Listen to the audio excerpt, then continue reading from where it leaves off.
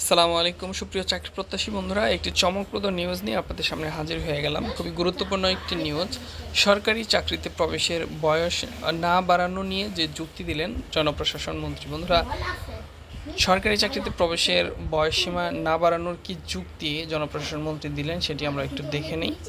এখানে দেখতে পাচ্ছেন, সরকারি চাকরিতে প্রবেশের বয়সসীমা বাড়ানোর পরিকল্পনা নেই বলে জানিয়েছেন জনপ্রশাসন মন্ত্রী ফরহাদ হোসেন। আজ বুধবার 3 জুলাই জাতীয় সংসদের প্রশ্নোত্তর পিরোজপুর 3 আসনের স্বতন্ত্র সংসদ সদস্য শামীম শাহনেওয়াজের প্রশ্নের জবাবে জনপ্রশাসন মন্ত্রী একথা জানান।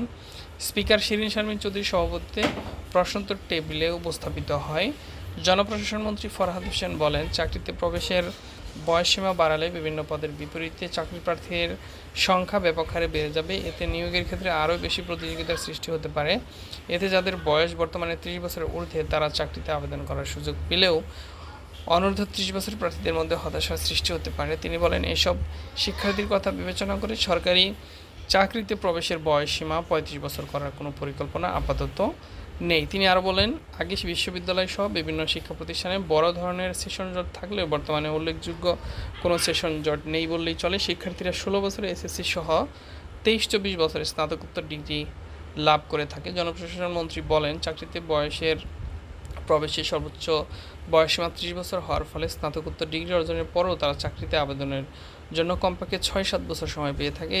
এছাড়া 30 বছর বয়সসীমার মধ্যে একজন প্রার্থী আবেদন করলে নিয়োগ প্রক্রিয়া সম্পন্ন হতে 2-1 বছর লেগে যায়। ফলে চাকরি যোগদানের জন্য ন্যূনতম বয়স 30 থেকে 35 বছর করার যে দাবি করা হচ্ছে, প্রকৃতপক্ষে তার কাছাকাছি পর্যায়ে উপনীত হয়। পাবলিক সার্ভিস কমিশনের রিপোর্টে প্রসঙ্গটি জনপ্রশাসন মন্ত্রী বলেন, 43তম বিসিএসসি পরীক্ষার বিভিন্ন স্তরে উত্তীর্ণ প্রার্থীগণের বয়স ও জেন্ডার ভিত্তিক পরিসংখ্যান অনুযায়ী কম বয়সী 23 থেকে 25 সুপারিশকৃত প্রার্থীর সংখ্যা সবথেকে বেশি 37.68% এবং বেশি বয়সী 29-এর ঊর্ধ্বে সুপারিশকৃত প্রার্থীর সংখ্যা সবথেকে কম 1.71%। জনপ্রশাসন মন্ত্রী আরও বলেন, চাকরি থেকে অবসরের বয়সসীমা 57 বছর থেকে 59 বছরে উন্নীত হওয়ার ফলে বর্তমানে শূন্যপদের সংখ্যা স্বাভাবিকভাবেই কমে গেছে।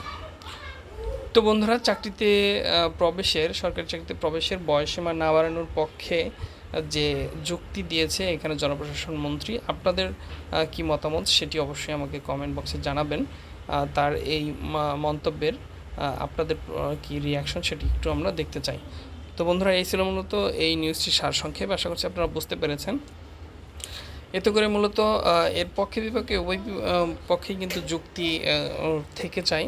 জনপ্রশাসন মন্ত্রী যেটি বলেছেন সেটিও মূলত যথার্থই বলেছেন।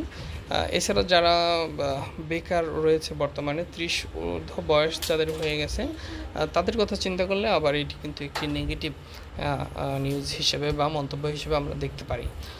সব মিলিয়ে ওভারঅল আপনাদের মন্তব্য এখানে কামনা করছি। সবাই ভালো থাকবেন, সুস্থ থাকবেন। আসসালামু আলাইকুম।